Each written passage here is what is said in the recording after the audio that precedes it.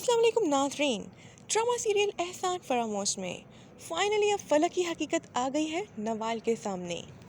अब नवाल को ये बात रियलाइज़ होती है कि उसने कितना भरा आस्तीन का सांप घर में पाल रखा था, जिसने पहले उसकी वालिदा को खाया और फिर उसके बाद नवाल की सारी खुशियाँ ही खा गई। हमजा की बहन बज्जो फलक के घर आती है और आके उसको समझाती है कि तुम्हें जितने पैसे चाहिए तुम ले लो, लेकिन तुम मेरे भाई की जान छोड़ दो। लेकिन ये फलक तो एक ऐसी तबाही का नाम है कि जो जिसके साथ भी जुड़ती है उसको तबाही कर देती है।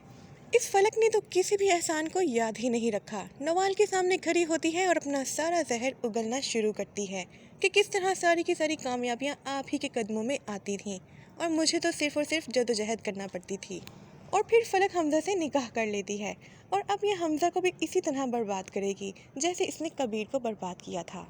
नाज़रीन, जब हमजा और फलक का निकाह होता है तो उस निकाह में नवाल हमजा के दिए हुए सारे गिफ्ट लेके आती है और लाके उसके कदमों में फेंकती है और उसको कहती है ये सारी तुम्हारी यादें हैं जो मैंने तुम्हें वापस कर दी हैं। और उसको बताती है ज़रा अपनी आंखें खोलो और देखो ये तुम्हारे साथ कर क्या रही है। पहले ये अपनी बेटी से मिलने का कह के मुझे कबीर के घर लेके गई और वहाँ जाके इसने तुम्हें कॉल की और तुम्हें मुझसे बदजन किया। और उसको बताती है कि ये सारी फलक की सोची समझी प्लानिंग थी और तुम उसकी प्लानिंग में फंस गए। अब यहाँ पे तो जाके नवाल बेधड़क बोलती ही चली जाती है और फलक का तो मुंह खुला का खुला ही रह जाता है कि मैंने तो इसको अपनी शादी की पिक सेंड करनी थी और इसको जलाना था, ये तो घर में बैठ के जलती ही रहती। लेकिन यहाँ पे तो काया ही पलट जाती है। नवाल जब वहाँ बोलना शुरू करती है तो बोलती ही चली जाती है और हमजा की रही सही थोड़ी बहुत इज्जत वो भी मिलियामेट हो जाती है।